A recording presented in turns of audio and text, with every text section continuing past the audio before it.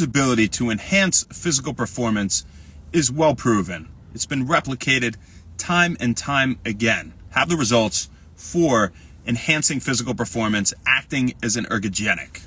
And so you see it in a lot of pre-workouts, and obviously people drink coffee before events. They take powdered forms of caffeine, whatever it is, to enhance physical performance. But is more better? Is there a threshold where we stop to reap the benefit from caffeine for enhancing physical performance? What is that threshold? What's the low end of the dosage range that has been well proven to enhance physical performance? What do we got?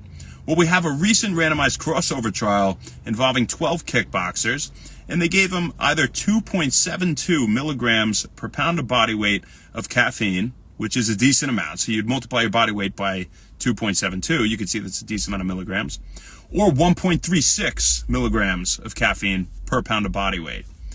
They found there was no difference in the enhancement of physical performance with 1.36 milligrams per pound or 2.72, double that. So 1.36 seems like the dosage you would want to take, and this goes in line with previous research that shows caffeine will enhance physical performance when taken at anywhere from 1.36 milligrams per pound to that 2.72 milligrams per pound of body weight dosage. Right? Now, what's another thing about 1.36 milligrams per pound? This number is very interesting because they also say in other research that, and actually many papers, that is the threshold required to achieve the lipolytic or fat burning effect from caffeine. Now, some research says lower doses will also promote fat burning, will also inhibit phosphodiesterase, an enzyme that reverts cyclic AMP back to AMP, right? Cyclic adenosine monophosphate. You want to keep it in a cyclic form to keep the fat burning, right? Keep adrenaline up, right? That's where a lot of the fat burning comes from with caffeine mechanistically.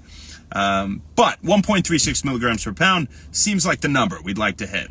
And that's why in Super U, we have 433 milligrams of dicaffeine malate. That's only 3/4 caffeine, by the way. So it's not 433 milligrams of caffeine in this puppy. It's 324, whereas the Super U, 0.5 milligrams of caffeine. It's the equivalent to 2 strong cups of coffee, right? But why that number? Well, in testing, we found more than that didn't really do more, but less than that did less, it seemed like, at least for myself and others that I tested it on, right? Ranging in weight from anywhere from 180 pounds, 150 pounds, up to 300 pounds, right?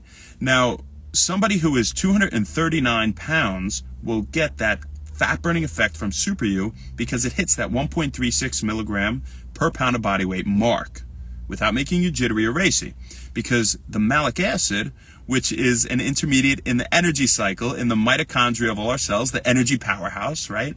So it perpetuates energy production, of course. Now you combine that with anything, it seems like it will help to give you energy, right, in a supplement.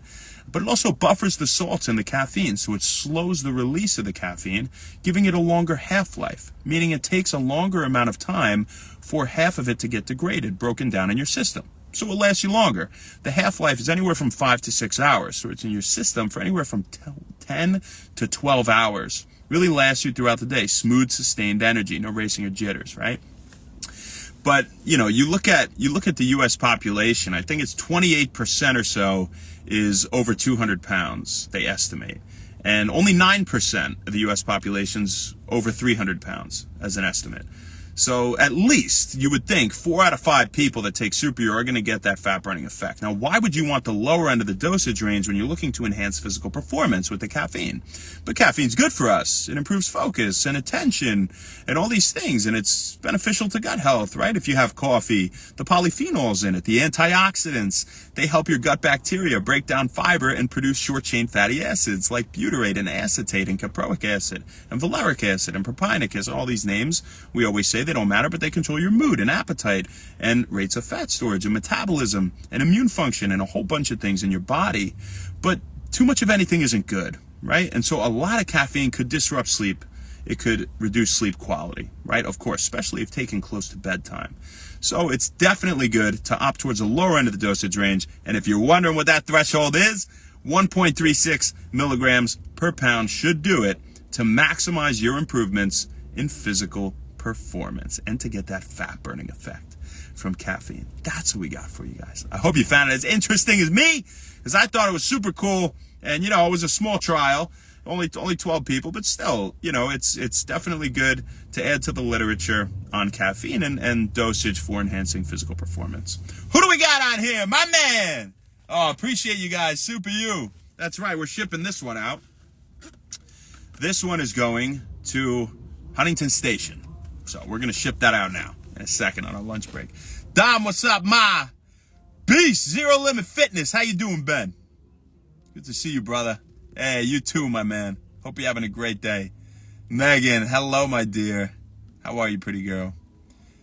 Aim high, climb high. I love it. I love it. Dave, be some knees.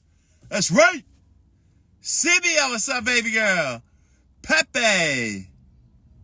Ma, you're great. You guys are awesome. I appreciate the love. As for now, so what we got for you folks. We'll see you tomorrow, baby. Not sure where, not sure when, but we'll see you then. Have a great rest of your day. Thank you very much, and happy Wend Wellness. See ya. Couldn't do this outside, too windy. Had to do it in the car.